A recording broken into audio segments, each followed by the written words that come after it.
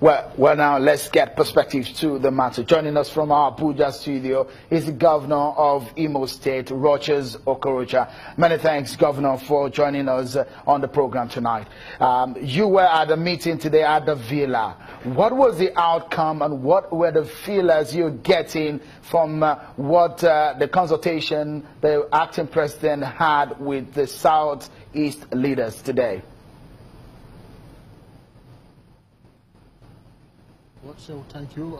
The meeting went well, and the focal point of the meeting is discussing about the unity of this country, and which is paramount. And we all agree that the issue of unity of Nigeria is non-negotiable. So as far as we're concerned, Nigeria is Nigeria, and Nigeria still remains one Nigeria. Though the fact that the Igbos have expressed dissatisfaction in many areas in terms of both infrastructure development and political appointments in the area, and that also enjoyed the center stage of the discussion. And of course, the acting president was able to explain what is happening in terms of infrastructure and political appointments. So one of the issues that came up was the issue of the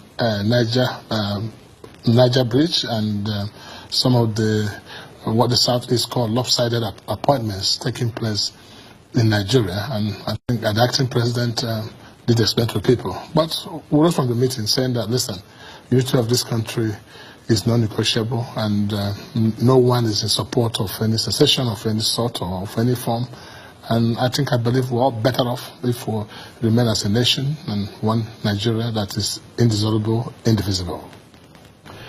As of today, the kind of body language and the message we're getting from some leaders in the southeastern region of the country is such that there is some sort of marginalization politically to people of the southeast extraction. Do you think that people of the southeast politically are marginalized?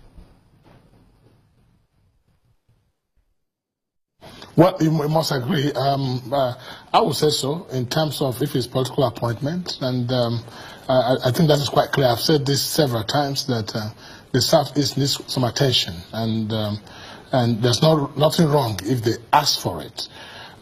They believe that they should get the fair chunk of the political appointment, which I think is understandable.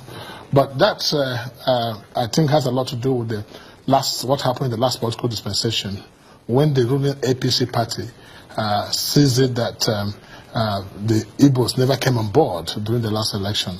But my argument is that if the Igbos didn't come, some of us came, and we protected this presidency, we made sure we protected the victory.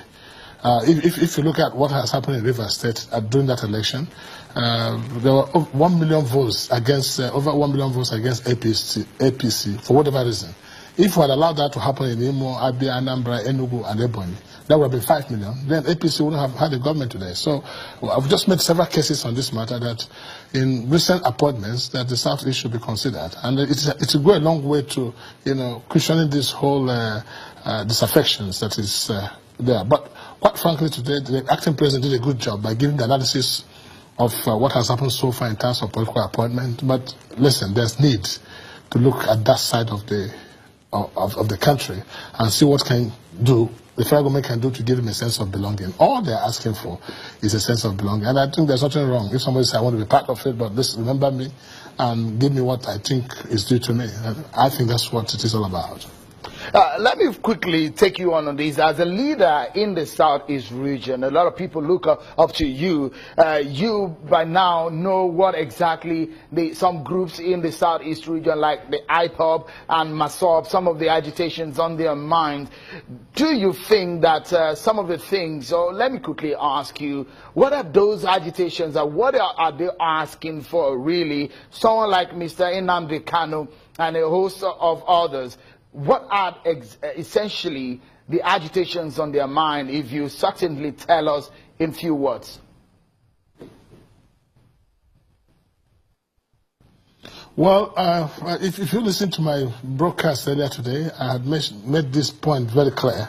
I have never had any interaction with Nnamdi Kanu to know what is actually his own agitation and what he really wants.